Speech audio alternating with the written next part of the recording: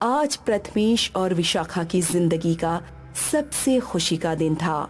दोनों ने आज ही शादी की थी और इस टाइम अपने नए घर में पहली बार आए थे।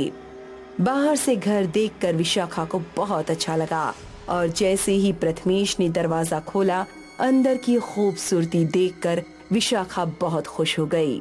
Wow Prathamesh, it's so beautiful यार। मुझे पता था तुमको ये जरूर पसंद आएगा। चलो अंदर चलते हैं। वो दोनों अंदर जाने ही वाले थे कि किसी की पीछे से आवाज आई। जरा रुकिए सर। सुनकर दोनों ने पीछे मुड़कर देखा तो एक लड़का और एक लड़की खड़े हुए थे। लड़के के हाथ में एक कैमरा था और दोनों के चेहरे पर एक मुस्कुराहट थी। जी आप कौन है? शादी मुबारक हो। आप शायद इस एरिया में नए हैं। जी हाँ, हम आज ही शिफ्ट हुए हैं। इसलिए आप हमें नहीं जानते। इस एरिया में जब किसी की शादी होती है, हम उनकी फोटोज लेकर अपने कलेक्शन में जमा करते हैं। ओके थैंक्स, बट उसकी जरूरत नहीं है। अरे छोड़ो ना विशाखा, इतना टाइम क्यों ले रही हो? कहकर उसने उन दोनों से कहा। आप फोटो लीजिए। प्रथमेश और विशाखा ने पोज दिया और उस लड़के ने उनकी कुछ फोटोज क्लिक की। Thank you so much. हमारे फोटोज हमें कब मिलेंगे? सुनकर दोनों एक दूसरे को मुस्कुराकर देखने लगे। आपका अच्छा टाइम शुरू होने से पहले ये आपके पास पहुंच जाएंगे।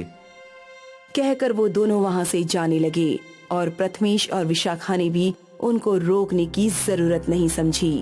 बड़े अजीब लोग थे ना। चलो अंदर चलते हैं। आखिर में हमें हमारी शादी की पहली रात खराब थोड़ी करनी है। विशाखा को लेकर प्रथमेश कमरे में जाने लगा। उनके दरवाजे पर पहुंचते ही कुछ आहट सुनाई दी।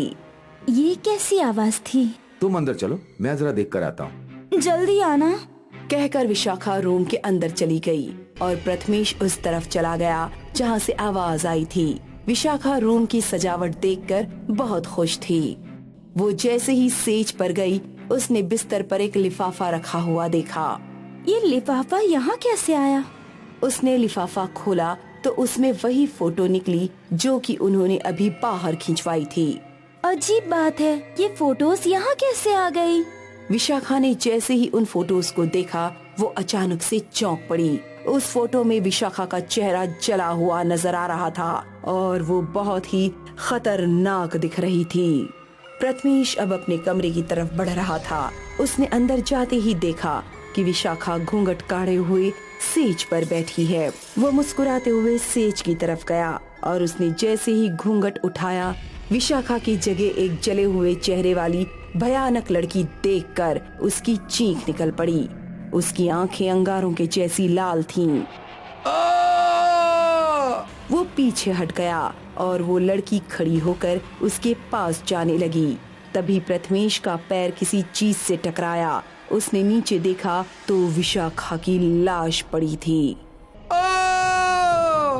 उस लड़की ने प्रथमेश का गला पकड़ लिया और भयानक तरह से मुस्कुराई। फिर उसने अपनी उंगलियां प्रथमेश की आंखों में डालकर उसकी एक आंख निकाल ली। फिर उसकी दूसरी आंख में उंगली मारकर उसको भी निकाल लिया और मुंह में रखकर चबाते हुए बोली, जो भी शादी करेगा उसका यही अंजाम होगा। कुछ दिन बाद मॉडर्न कॉलोनी में फिर से एक शादी हुई। दुल्हन बनी रिया सेज पर बैठी हुई थी और राजीव दरवाजा खोलकर धीरे धीरे उसकी तरफ बढ़ रहा था। उसके करीब जाते ही रिया सिमट सी गई। रिया, तुमको पता है आज मेरी जिंदगी का सबसे खुशी का दिन है। मैंने भी आज की रात का बहुत बेसब्री से इंतजार किया है। भगवान का शुक्र है कि आज हम एक होने जा रहे हैं। अरे अकेले अकेले किससे बात कर रहे हो? तभी पीछे से आवाज आई और राजीव ने पलट कर देखा तो रिया बाथरूम से निकलती हुई नजर आ रही थी। ये देखकर उसके माथे से पसीना छूट गया। उसने जैसे ही पलट कर वापस देखा तो बेड पर वो अकेला था और एक लिफाफा रखा हुआ था। क्या हुआ? तुम इतने डरे हुए क्यों लग रहे हो? और ये लिफाफा यहाँ कैसे आया? कहते हुए रिया उसके करीब आई। राजीव ने डरते हुए लिफाफा खोला तो उसमें उन दोनों की फोटोज थी, जिनको देखकर वो दोनों चौंक पड़े। ये कैसे हो सकता है? ये तो वही फोटोज है जो अभी उन दोनों लड़का लड़की ने हमारे क्लिक किए थे, ये यहाँ कैसे आ गए? इतना कहते ही उन फोटोज में रिया का चेहरा बिगड़कर बहुत डरावना हो गया और उन दोनों की चीख निकल गई। राजीव के हाथ से फोटो छूटकर नीचे गिर गई और सामने वहीं दोनों लड़का लड़की उनको भयानक अवतार में खड़े हुए नजर आए। लड़की का चेहरा जला हुआ लग रहा था और लड़के की आंखें तेज पीली चमक रही थीं। राजीव और रिया दोनों चिल्लाकर एक दूसरे से चिपक गए। आज तुम्हारी जिंदगी का सबसे खूबसूरत दिन है, इसको और यादगार बनाते हैं, कहते हुए दोनों ने उन पर हमला बोल दिया। लड़की ने रिया के गले में अपने दांत गाड़कर उसका सारा खून चूस डाला। राजीव और रिया को मारने के बाद वो दोनों जोर जोर से हंसने लगे।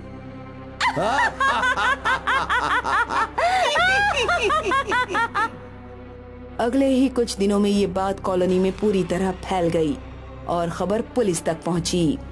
इंस्पेक्टर सुमित, मॉडर्न कॉलोनी में अनगिनत घर खाली पड़े हैं और जो भी नया जोड़ा शादी करके उन घरों में जाता है उनकी मौतें हो रही हैं। कुछ पता चला कि ये मर्डर कौन कर रहा है? बहुत अजीब बात है। वहाँ के लोगों का कहना है कि उन सबको कोई फोटो खींचने वाला भूत मार रहा है। तो अब हम लोग भूतों को पकड़ने का काम शुरू करें? इस पर नंदिनी भी मुस्कुराई और बोली, जो भी हो, अब हमें इसके पीछे की वजह तो जाननी ही पड़ेगी। कहकर नंदिनी ने उसको अपना प्लान बताया और फिर अगली रात नंदिनी और सुमित मॉडर्न कॉलोनी में पहुँचे। उन्होंने एक बंद घर के सामने कार ले जाकर रोकी और दोनों बाहर निकले। दोनों दूल्हा और दुल्हन बने हुए थे। पहले उन्होंने इधर उधर देखा और फिर धीमे कदमों से उस घर के दरवाजे की तरफ बढ़ने लगे। Excuse me. सुनकर दोनों ने पीछे पलट कर देखा तो वही दोनों लड़का और लड़की कैमरा के साथ तैयार खड़े थे। आपकी नई नई शादी हुई है, क्या हम आपके फोटो खींच सकते हैं? सुनकर इंस्पेक्टर सुमित और नंदिनी समझ गए कि ये वही दोनों भूत हैं जो कि नए जोड़ों को मार रहे हैं। वो कुछ कहते इससे पहले ही एक बूढ़े आदमी ने दूर से चिल्लाकर कहा, बेटा, इनके चंगुल में मत फंसना, इनके कैमरे को तोड़ दो। क्या बकवास कर रहा है ये बुढ़ा? इतना सुनते ही नंदिनी ने उस लड़के के हाथ से कैमरा छीन लिया और वो दोनों अपने भयानक असली रूप में आ गए। मेरा कैमरा मुझे वापस दे दो। तुम दोनों को कच्चा चबा जाऊंगी। ये देखकर दोनों डर तो गए, लेकिन नंदिनी ने हार नहीं मानी। उसने कैमरा ऊपर उठाया और एक झटके में जमीन पर पटक दिया। कैमरा के 2 टुकड़े हो गए और वो दोनों भूत चिल्ला उठे।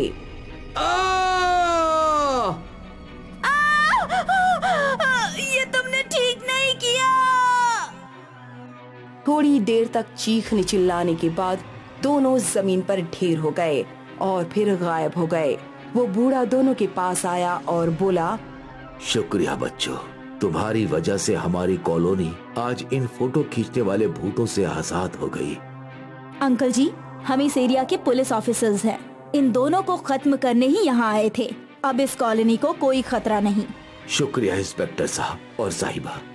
2 दिन बाद एक लड़का जो कि दिखने में स्टूडेंट लग रहा था, अपनी बाइक से उस तरफ से गुजर रहा था। उसे सड़क के किनारे 2 टूटे हुए कैमरा दिखे तो उसने बाइक रोक दी। अरे वाह, ये तो पुराने जमाने का कैमरा है। इसको ठीक करके मैं अपने साइंस के प्रोजेक्ट में इसको यूज करूंगा। उस लड़के ने कैमरा उठा लिया और अपने साथ ले गया। अपनी पर्सनल लैब में ले जाकर उसने 2 दिन मेहनत की और उस कैमरे को जोड़कर फिर से ठीक कर दिया। अब इसको चेक करने का टाइम आ गया, कहकर उसने कैमरे में बैटरी लगाई और सामने लगी अलमारी की एक फोटो क्लिक की। ऐसा करते ही वो दोनों भूत उसके सामने आ गए और भयानक अंदाज में हंसने लगे।